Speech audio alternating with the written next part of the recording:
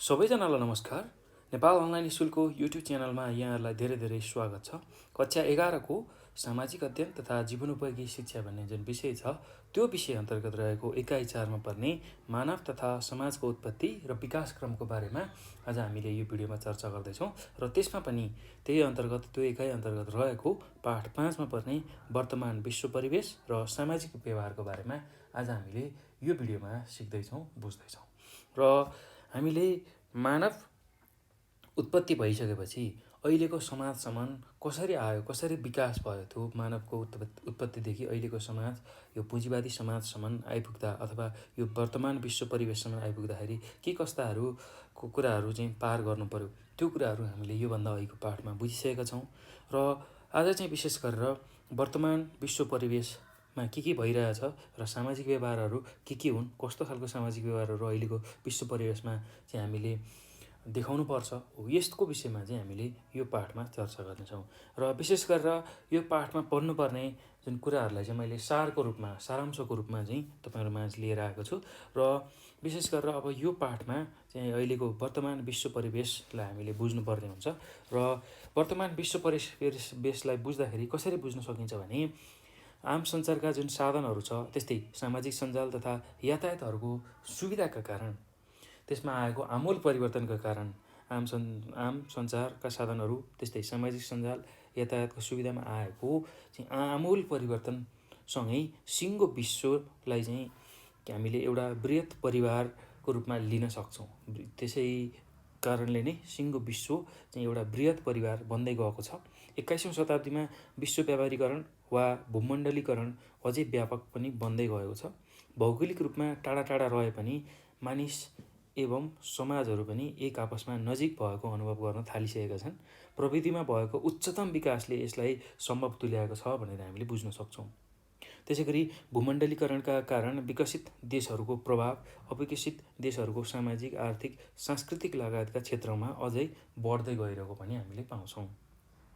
त्यस्तै के भइरहेछ भन्दाखेरि अब विभिन्न ठाउँमा आफ्नै विशिष्ट मौलिकताहरू चाहिँ हराउँदै गइरहेछन्, जसले गर्दाखेरि चाहिँ समकालीन विश्व परिवेश बदलिँदै जाँदाखेरि चाहिँ संसारको कुनै एउटा ठाउँमा देखिएको कुनै एउटा परिवर्तनको असर चाहिँ सजिलै अर्को ठाउँमा पनि देखा पर्न थालिसकेको छ भनेर हामीले यसरी यो अहिलेको विश्व परिवेशलाई बुझ्न सक्छौँ। अब विशेष गरेर वर्तमान विश्व परिवेशमा चाहिँ के भइरहेको छ भन्दाखेरि यो विज्ञान प्रविधि तथा सूचना सञ्चारको तीव्र विकासले चाहिँ अहिलेको विश्व परिवेश साँगुरिएको छ, वर्तमान विश्व परिवेश साँगुरिएको छ। त्यसै गरी वर्तमान विश्व परिवेशमा भएको जुन भौतिक तथा आर्थिक विकासले गर्दाखेरि चाहिँ के भइरहेको छ भन्दाखेरि सामाजिक मूल्य मान्यता, संस्कार, विश्वास, मौलिकता जस्ता पक्षमा चाहिँ परिवर्तन भइरहेको छ। र जसले गर्दाखेरि चाहिँ मौलिकता र रैथाने ज्ञान, सिप र प्रविधिलाई चाहिँ प्रभाव पारेको छ, यो लोप हुने क्रममा छ भनेर हामीले बुझ्न सक्छौँ। त्यस्तै अर्को कुरा के बुझ्न सकिन्छ भने यो शताब्दीमा चाहिँ प्रविधिमा आएको उच्चतम विकासले भौगोलिक रूपमा टाढा भएकालाई पनि नजिक बनाउँदै लगेको छ भनेर हामीले बुझ्न सक्छौँ है त। यो कुरा हामीले याद गर्नु पर्यो, यो कुरा सम्झनु पर्यो। अब चाहिँ वर्तमान विश्वका केही मूलभूत विशेषताहरू रहेका छन् हो, त्यो विशेषताको बारेमा हामी थोरै चर्चा गर्दैछौँ।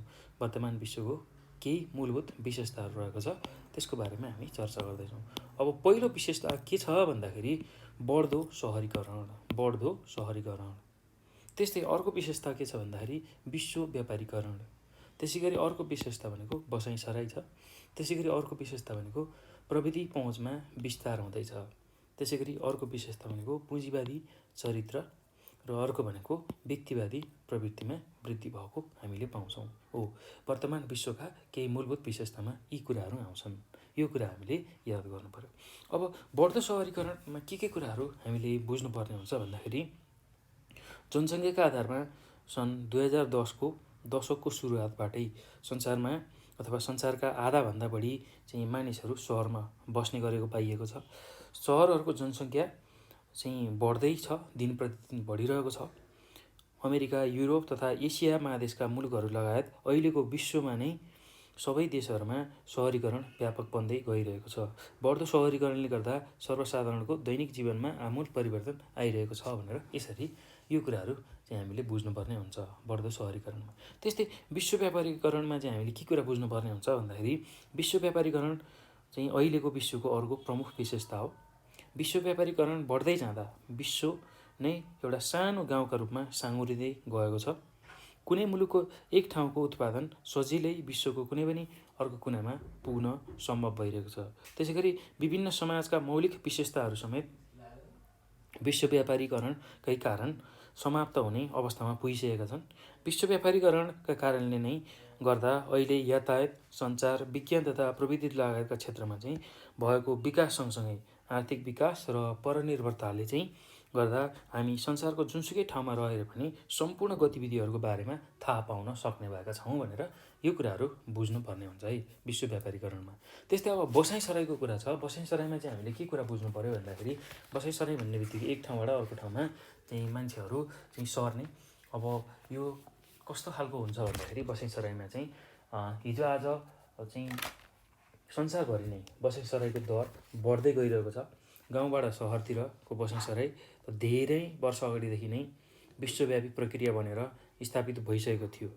गाउँबाट सहर पस्ने काम चाहिँ अहिले मात्र होइन, धेरै अगाडिदेखि नै भइरहेको थियो भने हाल आएर कम विकसित तथा विकासशील देशहरूबाट आर्थिक रूपले विकसित देशहरूमा बसाइँ सर्ने प्रक्रिया समेत व्यापकता चाहिँ रहेको छ। जस्तै कि गरिब मुलुकबाट चाहिँ त्यहाँका व्यक्तिहरू धनी मुलुकहरूमा बसाइँ सर्ने, त्यहीँ जाने, त्यहीँ काम गर्ने, त्यहीँ चाहिँ पछिसम्म बस्ने तरिकाले यसरी चाहिँ अगाडि बढिरहेको पाइएको छ। विशेष गरी रोजगारी, शिक्षा, स्वास्थ्य तथा अन्य सुविधा एवं अवसरको खोजीमा विभिन्न मुलुकहरूमा भइरहेको आन्तरिक मात्रै नभई अन्तर्राष्ट्रिय बसाइँसराईले विश्व समाज एवं मुलुकहरूको जनसाङ्खिक, सांस्कृतिक, आर्थिक र राजनैतिक परिदृश्य नै परिवर्तन हुँदै गइरहेको छ भनेर हामीले बुझ्नुपर्ने हुन्छ। त्यस्तै अब प्रविधि पहुँचमा विस्तारमा हामीले के कुरा बुझ्नुपर्छ भन्दाखेरि विभिन्न खाले प्रविधिको विस्तार त्यसै गरी समकालीन विश्वको अर्को विशेषताको रूपमा आइरहेको छ। विभिन्न खालको प्रविधिको विस्तार हुनु भनेकै अहिलेको जुन विश्व छ त्यसको अर्को विशेषता हो। हिजोआज प्रविधिको तीव्र विकाससँगै विश्वका कुना काप्चामा छरिएका जनसङ्ख्यासम्म प्रविधिको पहुँच व्यापक रूपमा चाहिँ वृद्धि भइरहेको हामीले पाउँछौँ। त्यसै गरी प्रविधिको परिवर्तन एवं विस्तारका कारण सञ्चार, स्वास्थ्य, शिक्षा, यातायात लगायतका धेरै पक्षहरूमा आमूल परिवर्तनहरू आइरहेका छन् भनेर हामीले बुझ्न सक्छौँ है त। यति कुरा हामीले बुझ्नु पर्यो। अब त्यस्तै अर्को छ पुँजीवादी चरित्र। पुँजीवादी चरित्रमा चाहिँ हामीले के कुरा बुझ्नुपर्छ भन्दाखेरि विश्व व्यापारीकरणसँगै पुँजीवाद निकै शक्तिशाली बन्दै गएको छ। पुँजीवादी उत्पादन सम्बन्ध मजबुत बन्दै जाँदा समाजमा विद्यमान वर्गीय असमानता अझै बढ्दै गएको छ। पुँजीवादी सशक्त बन्दै जाँदाखेरि सामाजिक सम्बन्ध र वैयक्तिक जीवनमा बहुआमिक जुन पक्षहरू छ त्यसमा चाहिँ प्रभाव परिरहेको छ भनेर हामीले बुझ्नुपर्ने हुन्छ। त्यस्तै अब अर्को छ व्यक्तिवादी प्रवृत्तिमा वृद्धि। व्यक्तिवादी प्रवृत्तिमा वृद्धि। अब यसमा चाहिँ के कुराहरू हामीले बुझ्नुपर्छ भन्दाखेरि बढ्दै गएको जुन आधुनिकता छ, त्यसै गरी प्रविधिको विस्तार आदिका कारणले चाहिँ व्यक्तिवादी प्रवृत्तिमा चाहिँ बढोत्तरी हुँदै गएको छ। त्यो व्यक्तिवादी प्रवृत्ति बढ्दै गएको छ। आफ्नो फाइदालाई केन्द्रमा राखेर काम गर्ने प्रवृत्ति चाहिँ व्यापक रूपमा भइरहेको छ भने व्यक्तिहरूमा परिवार तथा नाता समेत जुन सम्बन्ध छ, नाता सम्बन्ध छ त्यो पनि कमजोर बन्दै गएको छ। आफू मात्र फाइदा लिने हिसाबले अन्य परिवार सम्बन्ध, नसनाता सबै कुराहरू चाहिँ कमजोर बन्दै गएको छ भनेर हामीले लेख्न सक्छौँ। यति कुराहरू बुझ्न सक्छौँ है त। यसमा यति कुराहरू बुझ्नु पर्ने हुन्छ। अब अहिले वर्तमान विश्व परिवेशका तत्त्वहरू चाहिँ के रहेको छन् त, त्यसले चाहिँ हामीलाई के सङ्केत गर्छ त। अब वर्तमान विश्व परिवेशका तत्त्वहरू भन्ने बित्तिकै हामीले के कुरा बुझ्छौँ भन्दाखेरि वर्तमान विश्व परिवेशका तत्त्वहरू भनेको विश्वमा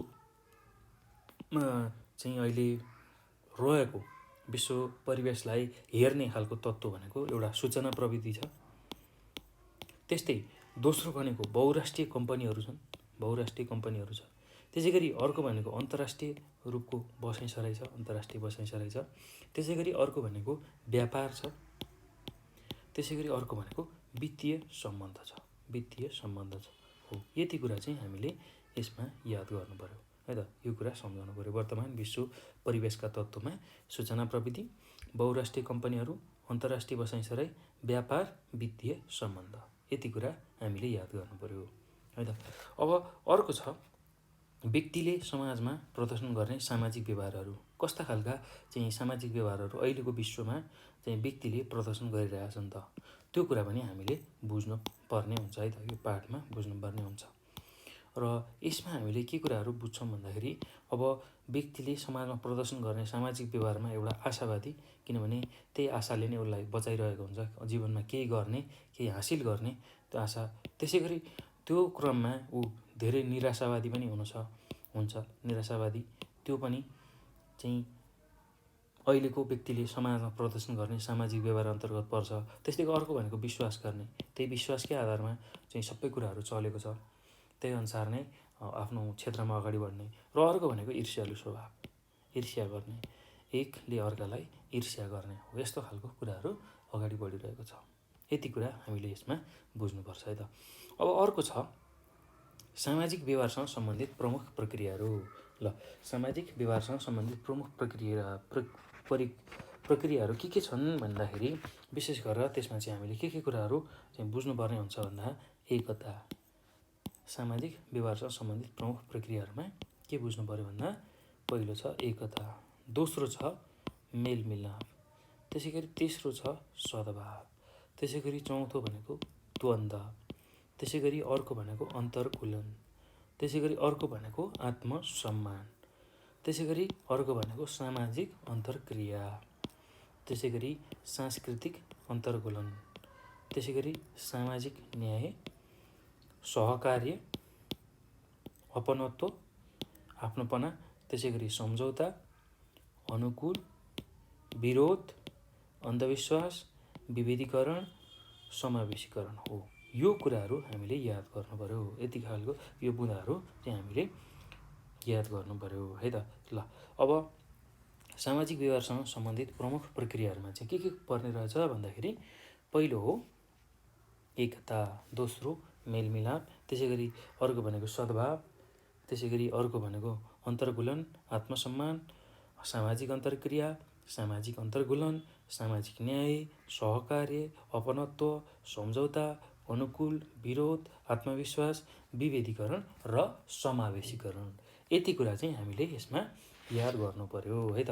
ल, यति कुरा तपाईँहरूले यसको बारेमा याद गर्नु होला, एकदम सजिलो छ, त्यस्तो गाह्रो छैन। ल, यति कुरा याद गरेपछि हाम्रो यो पाठमा चाहिँ जान्नुपर्ने मुख्य कुराहरू यही नै हो। यो कुराहरूलाई याद गर्नु होला। र अब यो